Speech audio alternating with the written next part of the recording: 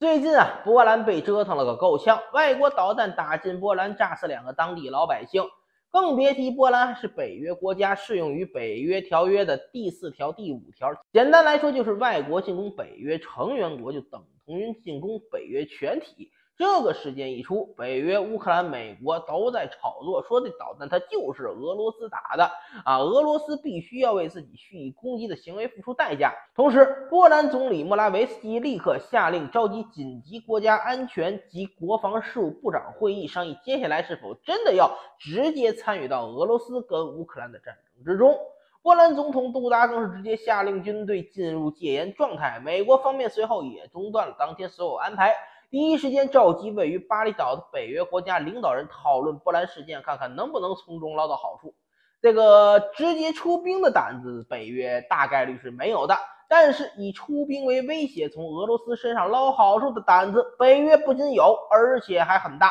于是，在北约框架下，波兰外长第一时间召见了俄罗斯的驻波兰大使，要求俄罗斯立刻做出详细解释。然而，俄罗斯驻波兰大使鸟都没鸟一下，转身就走了。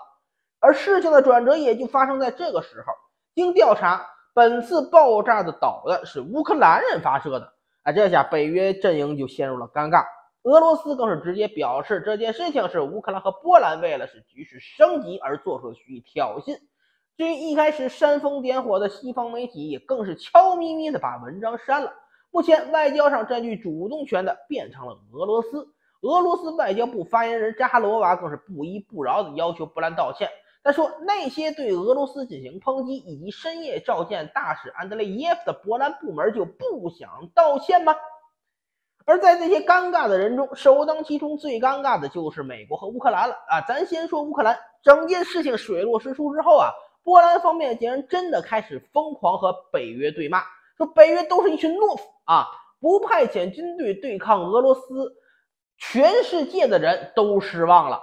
比如乌克兰总统顾问阿雷斯托维奇说，俄罗斯已经走上了否认以及把责任推给乌克兰的传统道路，说不管乌克兰的防空导弹是不是落在波兰境内，只有武力才能控制住战争，不让它四向扩散。而在这个时候，北约方面竟然选择接受了俄罗斯的谎言，简直是不可理喻而波兰内务部长顾问瓦迪姆·杰尼先科，他的说法相对于愤怒更接近于痛心疾首。他说，美国和西方的懦弱行为让俄罗斯小人得志。原本美国警告俄罗斯让他们不许使用核武器讹诈全世界，打压了他们的嚣张气焰，但现在西方的懦弱又鼓舞了俄罗斯的士气。甚至乌克兰最高拉达代表奥列克西·洪恰连科直接开始胡搅蛮缠，表示乌克兰导弹飞不了7公里，不可能打到波兰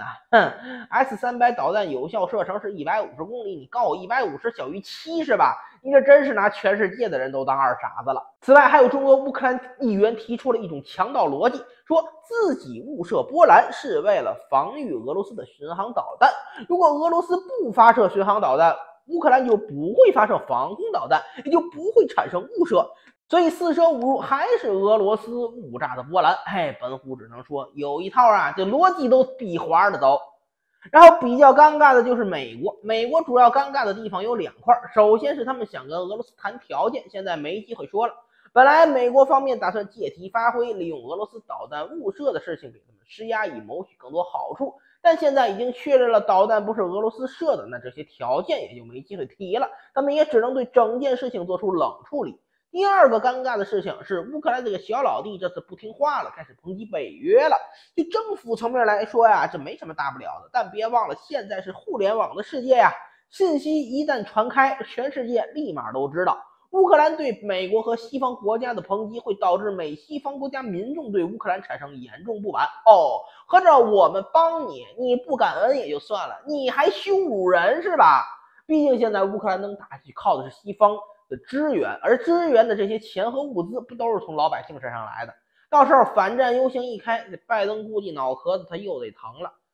要说这次事件中最大的得利者是谁本虎觉得理论上是波兰，因为种种现象都在表明波兰早就不想当冤大头援助乌克兰了。我们可以看一下波兰的一些社会表现。目前全世界接纳乌克兰难民数量最多的国家就是波兰了。波兰已经连续支援9个月，并且给乌克兰难民提供了等同于波兰人的福利，允许他们在波兰就业、上学。截至目前，波兰用于帮助乌克兰难民的援助款已经花费了41亿兹罗提，合人民币63亿。而波兰红十字会呢，也已经为超过80万的乌克兰难民提供了经济和食品以及水等生活必需品的援助。而这还仅仅是写在了纸面上的成本，更多社会稳定上的成本目前仍旧在波兰中发生影响。100多万的波兰难民中，大部分是劳动年龄人口，这导致波兰境内有超过50%的民众对自己的就业前景有所担心，